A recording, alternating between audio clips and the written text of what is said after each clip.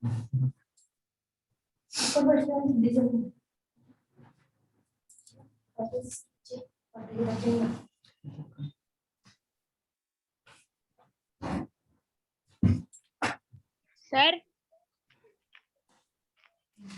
Excuse me sir. क्या हो गया?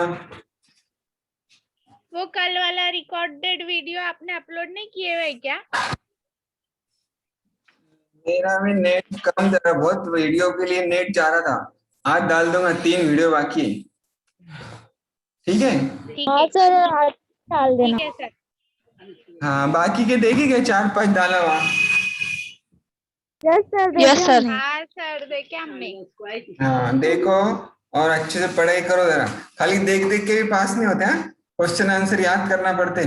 आपका टाइम टेबल बन गया है, कल परसों में आपको टाइम टेबल सेंड कर देंगे। 9 तारीख से एग्जाम है, डेली एक पेपर है, 1-1.5 घंटे का। ठीक है, चलो अब ध्यान दो, स्क्रीन पर दिख रहा है? Yes sir. हाँ, थोड़ा सा रिवीजन करेंगे। कल 2 टाइप के फ्लो बताया था मैंने आपको, एक था स्ट्रीमलाइन फ्लो और दूसरा था टर्ब्यूलेंट फ्लो। स्ट्रीमलाइन फ्लो बिल्कुल स्टेडी रहता, वेलोसिटी सेम रहती, सब पार्टिकल सेम डायरेक्शन में जाते, कैनल में से पानी फ्लो हो रहा है स्लोली। लेकिन अगर किधर फ्लड आ गया, कैनल में या रिवर में फ्लड वाटर जब फ्लो होता, तो वो फ्लड वाटर सीधा सीधा नहीं जाता, कोई पार्टिकल किधर जाता, कोई किधर जाता, कोई लेफ्ट में जाता, कोई ऊपर जा रहा, कोई नीचे जा रहा, स्टेडी फ्लो नहीं रहता, उसको बोलते हैं टर्ब्यूलेंट फ्लो। फिर और एक चीज देखे थे, क्रिटिकल वेलोसिटी। इसकी डेफिनेशन एग्जाम में आ सकती, the velocity beyond which A streamline flow becomes turbulent flow. ठीक है, पार्टिकल की वेलोसिटी कम है तो स्ट्रीमलाइन फ्लो, वेलोसिटी बढ़ते बढ़ते एक पॉइंट आएगा कि स्ट्रीमलाइन का हो जाएगा टर्बुलेंट। वो जो वेलोसिटी है उसको बोलते हैं क्रिटिकल वेलोसिटी। उस पर से रेनॉल्ड नंबर देखे थे, उस पर से विस्कोसिटी नाम का टर्म देखे थे, जो अभी अपने को आज डिटेल में पढ़ना है। विस्कोसिटी मतलब, in other word you can say it is a type of friction. Friction word we use in solids. So in liquid also there is friction. That friction is called viscosity. उसके example के लिए आपको मैंने बताया था, syrup और हनी जब flow होता उसमें विस्कोसिटी ज्यादा रहती, उसको बोलते हैं विस्कस फ्लो। और नॉन विस्कस फ्लो मतलब सीधा सीधा पानी फ्लो है। ठीक है, उसके बाद और एक चीज बताया था मैंने, उसका नाम था वेलोसिटी ग्रेडियंट। वेलोसिटी ग्रेडियंट, पानी फ्लो हो रहा है कैनल में से, फॉर एग्जांपल बेस में, ये उसका बेस है, स्टेशनरी है, उसके बाद ये फर्स्ट लेयर। ठीक है, फर्स्ट लेयर की वेलोसिटी सबसे कम, सेकंड लेयर की वेलोसिटी उससे ज्यादा, थर्ड की उससे ज्यादा, ऐसा वेलोसिटी बढ़ते जाती, और टॉप में वेलोसिटी मैक्सिमम रहती। तो ये लेयर्स के बीच में भी फ्रिक्शन रहता, विस्कोसिटी रहती। वो लेयर, ये सबसे बॉटम की लेयर उसके ऊपर लेयर को पीछे खींचती, ये लेयर इसको पीछे खींचती, मतलब फ्रिक्शनल फोर्स अप्लाई करती, इसको बोलते हैं विस्कस फोर्स। और ड्रैग फोर्स, ड्रैग करता हो पीछे। ठीक है, तो उस पर से लिखे थे velocity gradient, rate of change of velocity with distance dv by dx, rate of change of velocity with distance dv by dx measured from a stationary layer is called velocity gradient. Okay, velocity gradient dv by dx, इसका ऐसा unit dimension देख रहे। अब एक interesting law, इसका sir yes बोलो, फिर से समझाओ ना ये वेलोसिटी ग्रेडियंट। कल नहीं दिखा थे सर, लेकिन थोड़ा सा। क्या नहीं समझा? वेलोसिटी ग्रेडियंट देखो, वेलोसिटी, यस सर। हाँ, वेलोसिटी ग्रेडियंट का फॉर्मूला है dv बाय dx, मतलब rate of change of velocity with distance. Velocity कैसा चेंज हो रही है, देखो यह बेस लेयर है, वहां से डिस्टेंस बढ़ते जा रहा है जैसा जैसा, मतलब सबसे कम डिस्टेंस है उसकी वेलोसिटी कम है, और थोड़ा डिस्टेंस बढ़ा है वेलोसिटी बढ़ी, और थोड़ा डिस्टेंस वेलोसिटी बढ़ते जाएंगी। x इतने डिस्टेंस पे वेलोसिटी है v, और x प्लस dx इतने डिस्टेंस पर है velocity v plus dx dv। ये dx जो है छोटे से टर्म के लिए यूज होता है, जैसा सपोज x मतलब है 5 सेंटीमीटर, तो x प्लस dx रहेगा 5.5, बराबर। उसकी वेलोसिटी बढ़ गई, पहले वेलोसिटी थी सपोज 10, अभी हो गई 10.5। ऐसा ये जो चेंज हो रही है वेलोसिटी, उसको बोलते हैं वेलोसिटी ग्रेडियंट। चेंज होने का rate of change of velocity with distance is called velocity gradient. Okay, now we have to see coefficient of viscosity और Newton's law of viscosity. Newton नाम का साइंटिस्ट आप 5वीं से पढ़ते हैं, बहुत फेमस है, हर तरफ उसने काम किया है, हर तरफ रिसर्च है उसकी। मैथ्स में बहुत सारा है, फिजिक्स में भी बहुत सारा है। न्यूटन्स लॉ ऑफ मोशन देखे थे आपने, Newton's first law, second law, third law, फिर न्यूटन्स लॉ ऑफ कूलिंग है, फिर अपने को न्यूटन्स के 3 अलग अलग लॉ देखने के, उसमें से एक लॉ इधर भी है, न्यूटन्स लॉ ऑफ विस्कोसिटी। ठीक है, लॉ ये ध्यान देने का, क्या पूछा हुआ है एग्जाम में आएगा, state Newton's law of viscosity. आप खाली न्यूटन्स लॉ पढ़ेंगे और दूसरा ही कोई लॉ लिख देंगे न्यूटन का, ऐसा नहीं चलेगा। न्यूटन का विस्कोसिटी का लॉ लिखना है, और उस पर से लिखना है कोएफिशिएंट ऑफ विस्कोसिटी। देखो सिंपल है statement, for a streamline flow, पहली चीज स्ट्रीमलाइन फ्लो रहेगा तो ये लॉ है, for a streamline flow viscous force F acting on any layer is directly proportional to, viscous force मतलब ड्रैग फोर्स, जैसा फ्रिक्शनल फोर्स रहता वैसा दो पानी के लेयर के बीच में भी विस्कस फोर्स रहता, वो viscous force directly proportional to 2 things, 2 चीजों से डायरेक्टली प्रोपोर्शनल है। First area of the layer, मतलब पानी की लेयर का एरिया जितना ज्यादा रहेगा उतना वो फोर्स ज्यादा रहेगा, directly proportional. And second velocity gradient, dv bye dx जितनी ज्यादा उतनी फोर्स ज्यादा, dv बाय dx जितना कम उतना विस्कस फोर्स कम। तो viscous force is directly proportional to area and velocity gradient. Mathematical form में लिखेंगे तो viscous force F directly proportional to area of the layer, और दूसरी चीज dv बाय dx, 2 चीजें। अब आप 8वीं से करता है, ये जो साइन है इसको बोलते हैं डायरेक्टली प्रोपोर्शनल।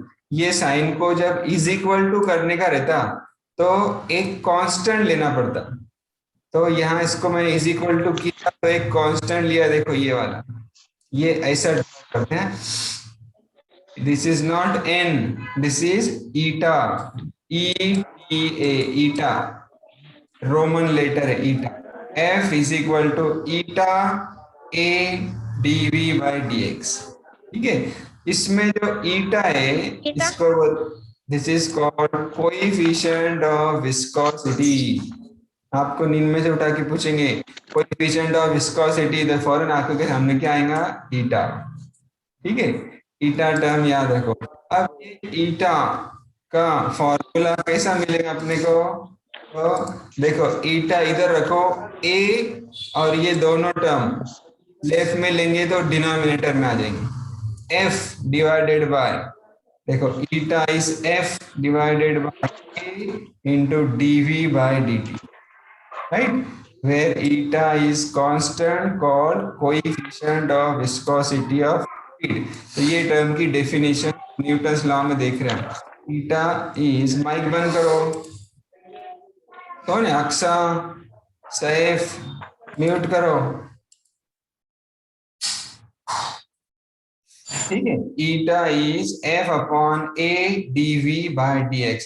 यहाँ पर A है एरिया और dv बाय dx क्या है, वेलोसिटी ग्रेडियंट। तो अब ये दोनों 1 लूंगा अगर मैं, देखो A की वैल्यू लूंगा 1 metre square, dv bye dx की वैल्यू भी लूंगा 1, उसका यूनिट है सेकंड इनवर्स।